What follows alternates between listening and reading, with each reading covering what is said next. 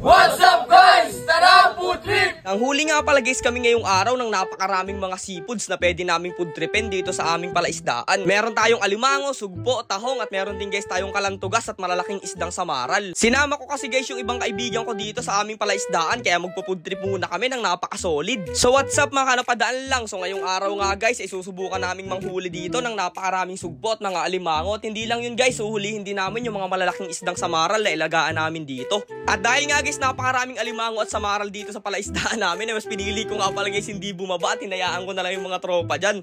Grabe kasi guys, baka masipit tayo ng alimango tapos matinik tayo ng mga samaral, delikado yun. Kaya kaming dalawa ni Tupeng, kami na lang magkukuha ng mga nahuhuli nila dito sa gilid. Tapos sila naman guys, si Balong, si Miguel, si Angelo, si Romel, sila ang mga ngapa dito, yung mga veteranong mga ngapa nating mga kaibigan. Eto nga guys, yung isa sa mga kinakatakutan kong isda dito, yung mga isdang samaral at kitang, paniguradong pag natinikan yan guys, lagnat ka talaga. Sobrang dami nga pala guys nating mga alagang ganyan dito sa ating palaisdaan at napakalalaki niyan guys, kaya mahirap din silang hawakan. At eto na nga guys, sinubukan ng tropa namin si Romel na magpasipit dito sa isang alimango na iisa ang sipit. Sabi niya mahina na daw yan kasi isa na lang daw yung sipit, kaya ayun nagpasipit siya sa kamay. Ay mali pala guys, sa daliri pala yun. Meron nga pala guys kami mga bisita ngayong araw. Ito nga pala si Kuya Robert guys, na matagal nang gustong pumunta sa palaisdaan at pumud trip ng mga alimango at sugpo. Nandito rin nga pala guys yung tropa kong si Kuya JR, talagang gusto niya rin pumud trip dito kaya sumama na rin siya. Tingnan nyo naman guys yung mga lulutuin namin ngayong araw. Alimango, fresh na sugpo, tapos tahong, tapos yung napakaraming kalantugas guys na nahuli namin nung nakaraang content namin. At syempre lalagyan din guys natin yan ng napakaraming bawang, tapos mga mais guys na sobrang sweet. Ayun o, sana all sweet. Habang niluluto na nga guys namin dito yung mga pupudripin namin, sobrang excited na nga pala ang lahat dyan dahil makakatikim na naman sila guys ng overload seafoods natin. Sa ibang lugar guys ay napakamahal nito, pero syempre dahil mahal namin yung mga solid followers namin at mga tropa namin, pag pumunta sila dito guys makakatikim sila ng libre lang sa munting palaisdaan ng napadaan lang. Kaya eto guys, nilagay nga pala namin dito agad yung kalantugas at sinunod nga pala namin yung mga malalaking tahong. At tapos yan guys, nilagay na rin namin yung mga fresh na sugpo na nahuli namin dyan.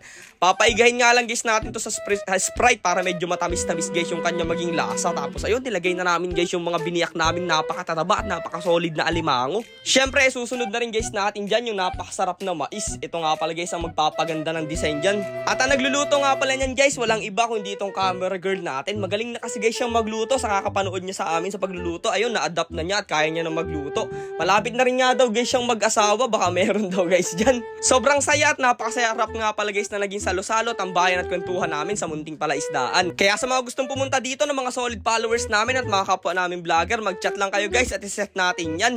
What's up guys? Tara, food trip! Grabe o, tingnan nyo guys yung ano natin o. Solid o. Sumpo pa lang o. Kahit walang balat-balat na ito. Tago na ng ulam.